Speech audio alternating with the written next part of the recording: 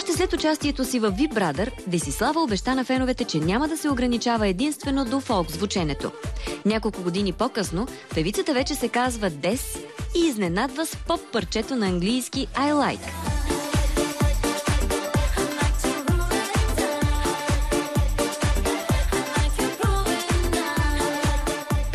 Аз винаги съм правила поп парчета, но те са били така нещо като експеримент за мен. Докато сега съвсем сериозно с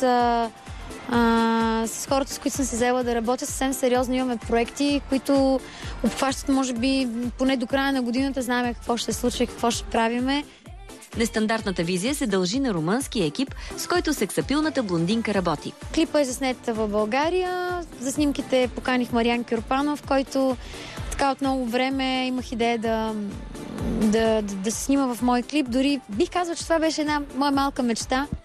От кухнята издават, че Дес вече е записала няколко парчета заедно с новите си колеги. Голямата изненада е, че има и дует с известен изпълнител. За сега обаче името му се пази в тайна. Това е един стил, който е много приятен и напоследък страшно много се наложи. Надявам се, че още 1-2 години поне ще бъде актуален, така че се радвам, че имам възможност да творя в този стил и да направя много весели и хубави песни. Клипът на I Like ни отвежда директно на морския бряг. Амбициозната прима демонстрира нагледно на зрителите, че освен с гласови данни, Дес може да се похвали и с завидни танцови способности. Фолк-феновете могат да бъдат спокойни, тъй като тяхната любимка не се е отказала напълно от ритмите за душата. Нейните най-големи хитове във фолк жанра «Бели нощи», «Мъжете всичко искат», «Не вярвам», «Мила моя, мили мой» очакват своето естествено продължение.